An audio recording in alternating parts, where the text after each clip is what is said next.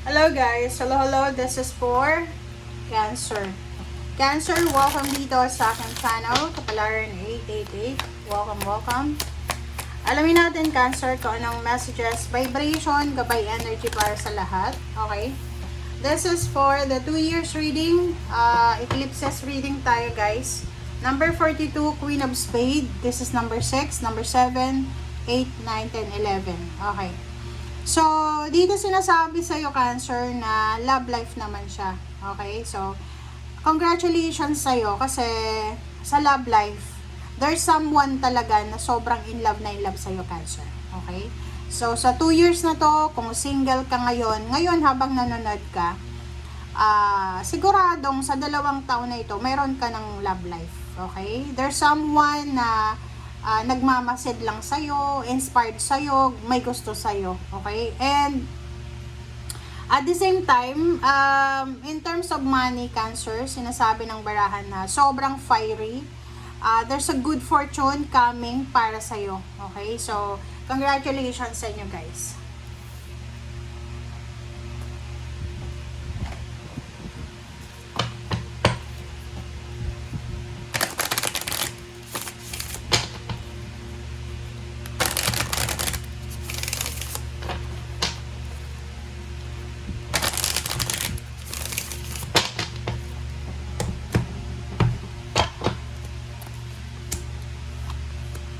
Okay, be humble daw. Okay, so kung magkakamal ka ng maraming pera sa 2 taon na to, Cancer, be humble. Okay, kasi para dito to eh. So, if for example, you will receive a good fortune and maneutralize yung bad and evil sa buhay mo, manatili tayong humble for the 2 years. And next is lighten up.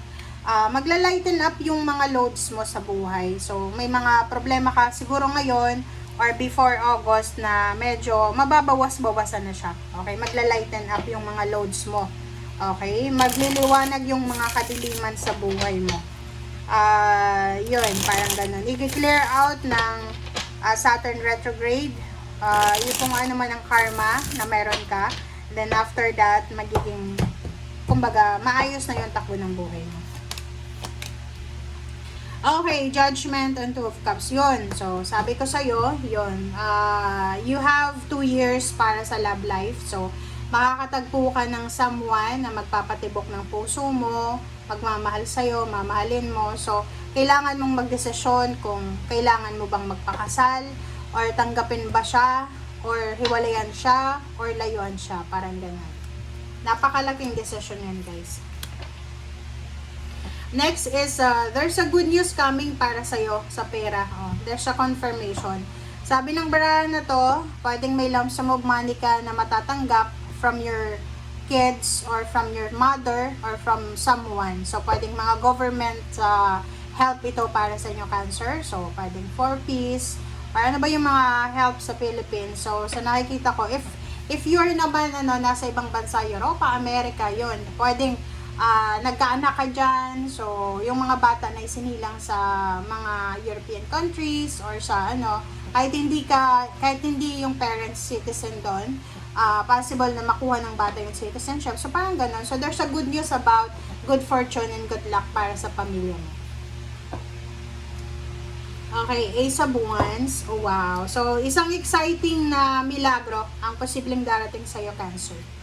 And yun yung magiging rason ng sobra-sobrang happiness mo and celebration. So yun, sa nakikita ko sa'yo dito, Cancer, 2 taon ito. So exciting na milagro na pwedeng magdala ng selebrasyon para sa buong pamilya. So maraming blessings ka na matatanggap.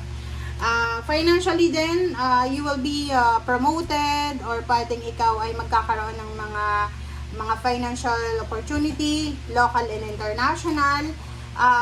Sa relationship ganun din, so pwedeng kung ikaw ay looking for a relationship na mayaman, posibleng dumating to sa'yo, okay? And sa nakikita ko din, yung mga iba sa inyo dyan na nasa toxic relationship from your ex, from your past, like yung ex nyo sobrang tamad, irresponsible kung babae ka, or kung lalaki ka naman, yung asawa mo, gold digger, ganyan, ganito.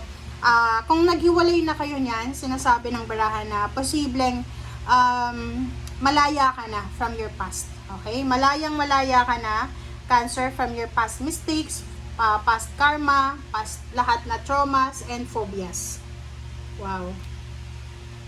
Negosyo. Yung iba sa inyo, posibleng sa 2 taon na to ay magne-negosyo kayo. Okay? Or maybe ikakasal yung iba. Or maybe you're collaborating with someone na magaling siya.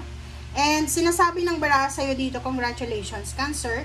Kasi kung ano man yan na collaboration, marriage collaboration, business collaboration, or financial collaboration, yan daw ay magdadala sa'yo ng positive result. Okay? There's a harvest season.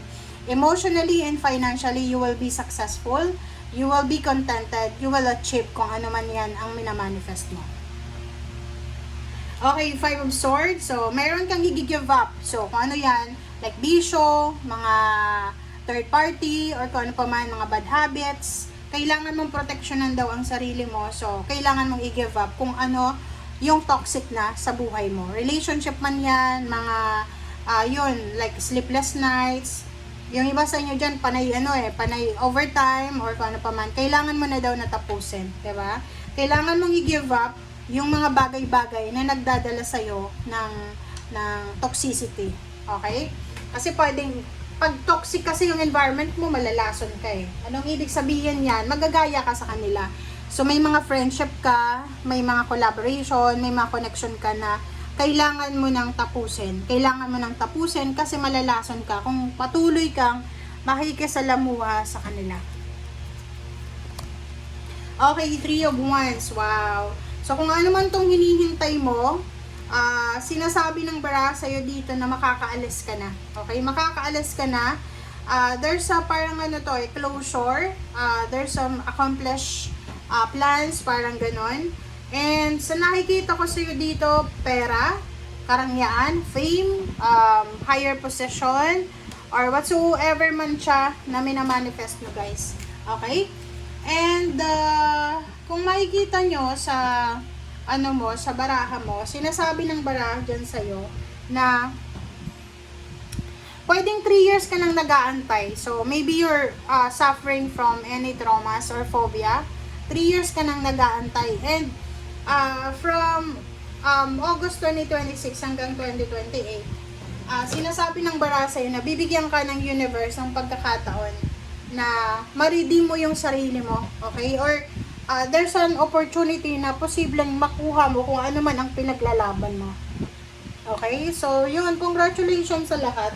Congrats and congrats sa inyong lahat. Kasi marami kayong pinagdaanan na ngayon nyo marirealize na hindi pa rin kayo pinapabayaan ng inyong spiritual guides. Okay? Thank you. Bye!